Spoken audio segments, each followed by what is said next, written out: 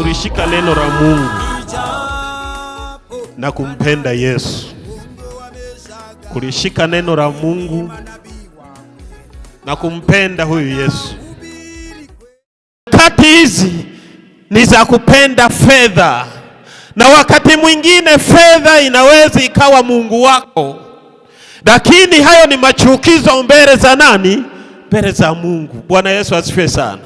Unajua Yesu anarudi. Bwana asifiwe. Yesu anarudi. Mambo yanazidi kuharibika, na usitegemee kabisa mtu wa Mungu eti hali itakuwa nzuri. Hapana, mambo ndiyo yanazidi kuharibika. Bwana Yesu asifiwe sana. Dunia inaharibika, watu wanaharibika. Bwana asifiwe.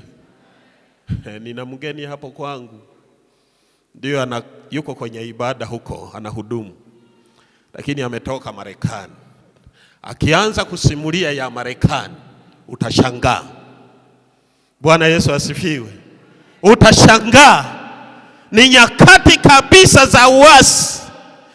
Kwa hiyo mtu uliyeokoka, lishike neno la Mungu.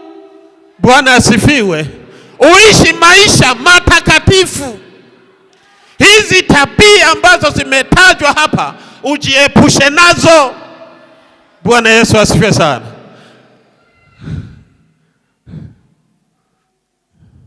Kupenda fedha. Bwana asifiwe. Mtu anapenda fedha, hata fungu la 10 hatoi. Bwana asifiwe sana. Kupenda fedha. Kule Ulaya mpaka sasa hivi unakuta kwenye makanisa ni wazee, vijana hawamo. Mbarikiwe sana, naona hapa vijana ni wengi kweli kweli. Bwana asifiwe. Sasa kijana, ni vizuri ukajilinda. Ujilinde, ujisimamie. Usimwache Mungu, kwa sababu hapa duniani tunapita. Bwana asifiwe sana. Bwana asifiwe. Tunapita.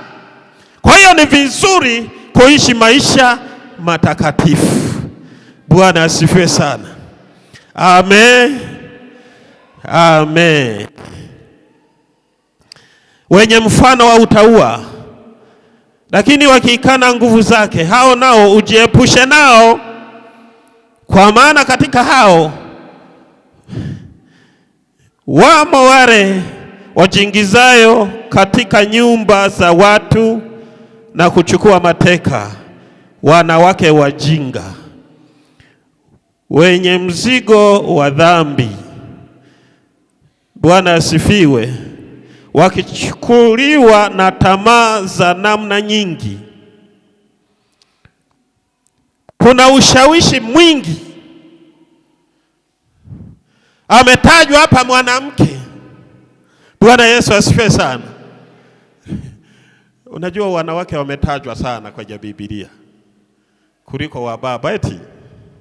Lakini aliyeokoka, hata kama wewe ni baba, wewe ni mwanamke, ni bibi harusi kwa Kristo Yesu, si ndio? Kazi yako ujipambe, kwa sababu yeye ameenda kuandaa makao. Bwana asifiwe.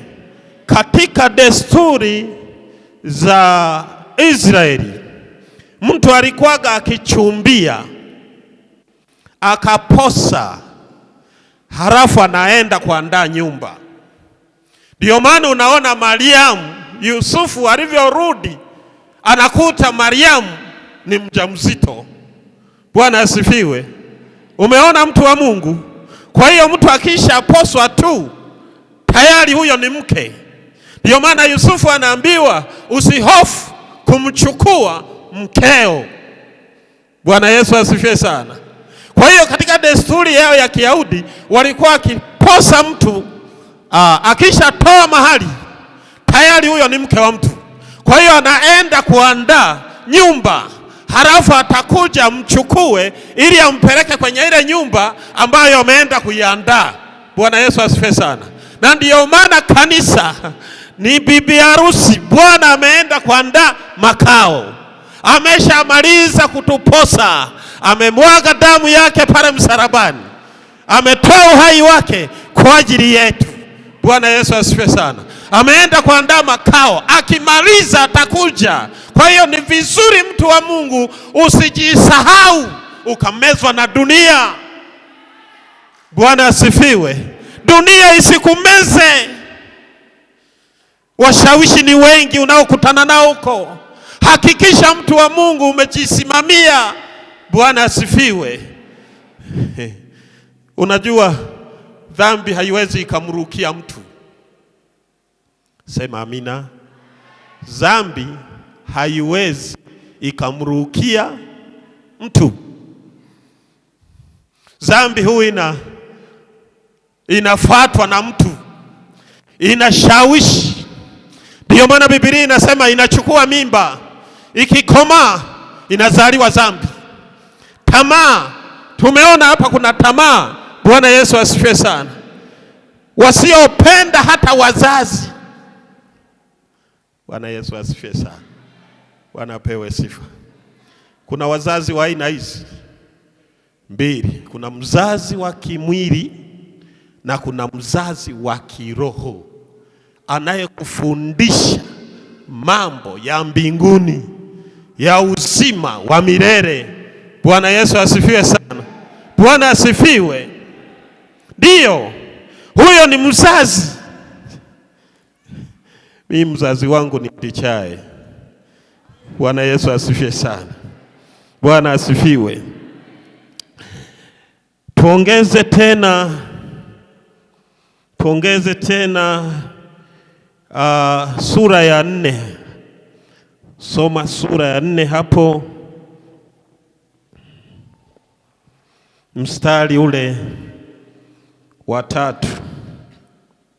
Sura ya 4:3 imeandikwa, maana utakuja wakati watakapo yakataa mafundisho yenye uzima, ila kwa kuzifuata nia zao wenyewe watajipatia walimu makundi makundi, kwa kuwa wana masikio ya utafiti, nao watajiepusha wasisikie yaliyo kweli, na kuzigeukia hadithi za uongo. Bali wewe uwe na kiasi katika mambo yote, vumilia mabaya, fanya kazi ya mhubiri wa Injili.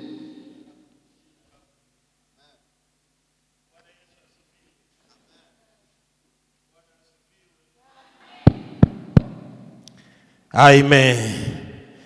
Anasema ule mstari wa 3, maana kutakuja wakati watakapoyakataa mafundisho yenye uzima, ila kwa kuzifuata nia zao wenyewe watajipatia walimu makundi makundi.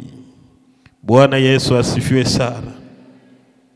Wenyewe masikio ya utafiti, kukataa mafundisho yaliyo na uzima. Sasa hivi mafundisho ni mengi, na unaweza ukakaa kwenye runinga lako ukaona mhubiri huyu, ukaona mhubiri huyu, ukaona mhubiri huyu, na inachanganya sana, na ndiyo maana inatakiwa uwe mtulivu. Bwana Yesu asifiwe sana.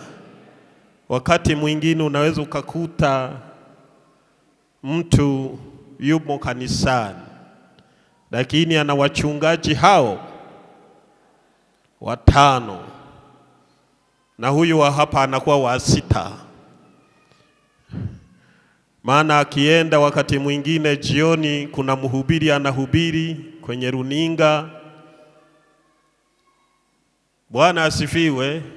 Wahubiri tofauti tofauti, wahubiri mbalimbali, lakini wengi unakuta Biblia inasema ni wahubiri wa uongo, wanaohubiri uongo, wana nguvu za ushawishi.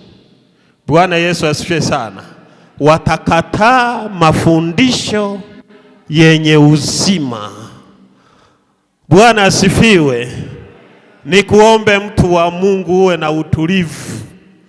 Bwana asifiwe. Mungu kwa kumtumia mtumishi wake, Bwana asifiwe, alitufundisha na wewe anakufundisha. Tunafundishwa wote. Bwana Yesu asifiwe sana. Mafundisho ambayo ametufundisha leo tunayafanyia kazi huko tuliko kwenda. Bwana Yesu asifiwe sana. Bwana apewe sifa. Ndio. Kwa hiyo mtu wa Mungu, ni vizuri sana ukawa mtulivu kwa nyakati tulizo nazo. Bwana asifiwe. Tuko pamoja wana wa Mungu. Utulie katika Bwana kwa sababu hizo nyakati, na leo watu wanakataa. Bwana asifiwe. Wanaenda huko kwenye kukanyaga mafuta. Bwana asifiwe. Jamani wa Mungu, mtulie. Siku moja mhubiri mmoja alikuja hapo furahisha. Sasa nikawa naenda mjini, nikamkuta baba mmoja ambaye huwa anafanyia kazi hapo. Akaniambia,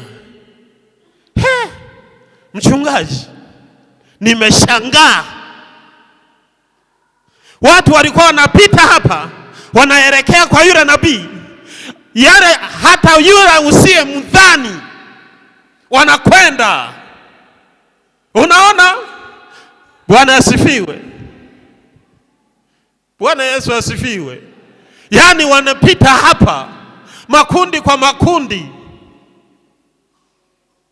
wanaenda. Tulia mahali pamoja, uwe na utulivu, mtu wa Mungu. Bwana asifiwe. Kwa hiyo wanakataa mafundisho yenye uzima. Bwana asifiwe. Amen. Tuangalie kitabu kile cha Waebrania